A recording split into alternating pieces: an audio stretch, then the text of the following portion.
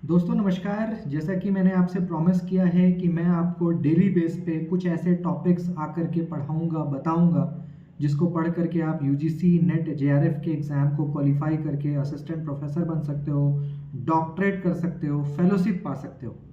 आज का जो विषय है वो कम्युनिकेशन है, संचार संप्रेषण, यूनिट नंबर 4, पेपर 1। साथियों, कम्युनिकेशन क्या होता है? इसके कितने टाइप्स हैं? कौन से ऐसे टर्म्स हैं जो आपको पढ़ लेने चाहिए, याद कर लेने चाहिए, क्योंकि इससे आपके 5 या 7, 5 तो खैर मिनिमम है, इससे ज़्यादा क्वेश्चंस भी आने की प्रबल संभावना होती है।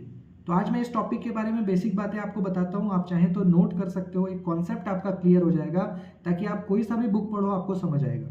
साथियों, कम्युनिकेशन का मतलब क्या होता है? संचार। यानी जब हम अपने आइडियाज़ को, इमोशन को, नॉलेज को, एक्सप्रेशन, जो भी चीज़ें हमारे पास है, मैं अभी आपसे शेयर कर रहा हूँ, ये क्या है? कम्युनिकेशन ही तो है। हम अपने आइडियाज़ को एक्सचेंज कर रहे हैं। मेरे पास जो भी नॉलेज है मैं आपके साथ शेयर कर रहा हूँ। हम लोग कई बार अपने इमोशन को भी शेयर करते हैं। कम्युनिकेशन वर्बल भी होता है, नॉन वर्बल भी होता है। वर्बल मतलब मौखिक, नॉन वर्बल मतलब गैर मौखिक। मौखिक मतलब जैसे अभी मैं आपसे ओरली कम्युनिकेट कर रहा हूँ। ओरली मतलब शाब्दिक, बोल करके आपको बातें बता रहा हूँ। एक होता है नॉन वर्बल, जैसे मैं बोल रहा हूँ, मेरे बोलने के साथ साथ मेरे हैंड के मूवमेंट्स, मेरे आईज, आईब्रोज, है ना, मेरे shoulders, this is non verbal. यानी जो मेरे बॉडी के पोस्चर्स हैं, जेस्चर्स हैं, डेट इज नॉन वर्बल, है ना।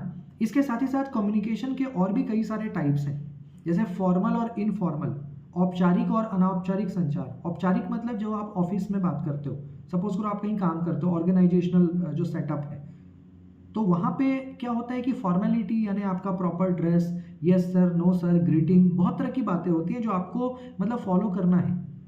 औपचारिकता है बहुत ज़्यादा। जबकि इनफॉर्मल में क्या होता है? औपचारिकता ज़ीरो होती है। जैसे आप अपने फ्रेंड से बात कर रहे हो, कुलीग से बात कर रहे हो, नेबर से बात कर रहे हो, या घर पे बैठ करके गप्पे लड़ा रहे हो, इनफॉर्मल, अनौपचारिक है। फॉर्मल कम्युनिकेशन की अगर हम सेटअप की बात करें तो फॉर्मल कम्युनिकेशन के कई सारे टाइप्स निकल करके सामने आते हैं। जैसे पहला होता है अपवर्ड। अपवर्ड मतलब ऊपर की ओर संचार। साथियों, सपोज करिए कि कोई कॉलेज है या कोई ऑर्गेनाइजेशन या कोई ऑफिस की मैं बात करता हूँ। उसमें क्या होता है कि ऊपर की ओर संचार मतलब मान लीजिए कि किसी ऑफिस में कोई बिल्कुल डी ग्रेड का कर्मचारी, कोई मान लो प्यून है। अब प्यून को अपनी बात उस कंपनी के मालिक तक पहुंचानी है, तो वो डायरेक्ट जाके बात नहीं कर सकता, ऑफिशियल सेटअप में ये अलाउड नहीं है। वो प्यून क्या करेगा? अपने सुपरवाइजर को बोलेगा।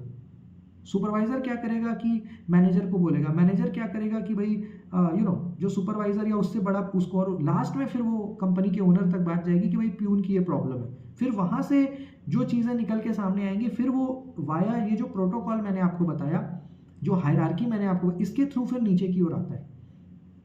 इसको कहते हैं अपवर्ड, यानी नीचे का कर्मचारी अपने ग्रीवांसेस को, अपने प्रॉब्लम्स को, अपने इश्यूज को ऊपर तक पहुंचा रहा है, और फिर ऊपर का अभी जो जो मालिक है या जो ऊपर के जो ऑफिसर्स हैं, वो भी अपनी बात को एक प्रोटोकॉल के तहत, एक हायरार्की के तहत एकदम नीचे तक पहुंचा रहे हैं। तो upward communication and downward communication.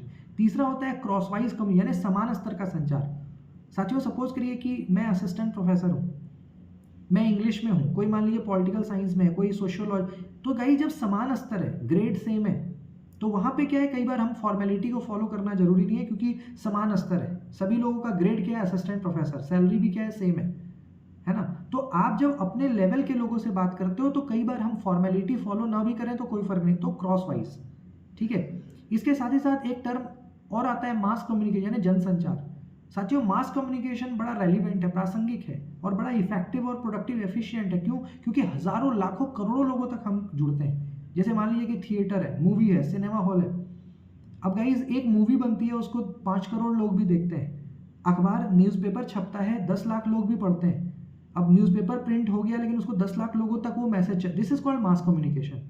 Film आपने बना, किसी ने बनाया, फिल्म देखा 50 करोड़ लोगों ने, मास, यानी आपने अपने मैसेज को लाखों, करोड़ों, अरबों लोगों तक पहुंचा दिया।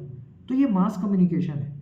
ये बड़ा ही रेलिवेंट है, क्योंकि ये कम्युनिकेशन में मदद करती है। सरकार यानी गवर्नमेंट भी क्या करती है? अपनी योजनाओं को लोगों तक, जनमानस तक पहुंचाने के लिए क्या करती है? मास कम्युनिकेशन का मदद लेती है, ताकि मैक्सिमम लोगों तक वो चीज़ें पहुंचे। तो ये हो गया। इसके अलावा कुछ टर्म्स, जैसे मैं आपको कहता हूँ काइनेसिक्स। काइनेसिक्स क्या है? कम्युनिकेशन का एक टर्म है, जिसमें जैसे मैंने आपको कहा ना कि नॉन वर्बल, कई बार गाइज बिना बोले भी, जैसे मेरे आईज का एक्सप्रेशन है। अब मान लो कि आप क्रोधित हो, गुस्सा हो, तो आपके आंख बड़े हो जाएंगे। आप किसी को देख के स्माइल करते हो, आपके शोल्डर्स हिल रहे हैं, आपके आईब्रोज, कभी आपने दोनों आईब्रोज ऊपर। तो आपके जो फेशियल एक्सप्रेशन है वो कई बार बता जाते हैं भाई आप गुस्सा हो, आप किसी से खुश हो, जॉली हो, तो काइनेसिक्स। ऐसे ही और भी कई सारे, जैसे पैरालिंग्विस्टिक्स एक टर्म है, प्रॉक्सेमिक्स एक टर्म है ना।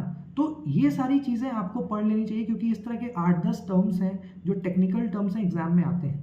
और कम्युनिकेशन एक इजी टॉपिक है, मैंने जितना पढ़ा है उस पर ध्यान दीजिए, जो मैंने बोला उसको अच्छे से देखिए, इसके एडवांटेज क्या डिसएड, ये आपको एग्जाम में निश्चित रूप से मदद करेंगे। चैनल को सब्सक्राइब कर लीजिए, क्योंकि मैं अब डेली बेस पे आपको कुछ ना कुछ आके बताऊंगा, जो एग्जाम में आएगा वो मैं आपको बता रहा हूँ। फालतू की, मैं टू द पॉइंट आपको बात करूंगा, सीधी बात, नो बकवास।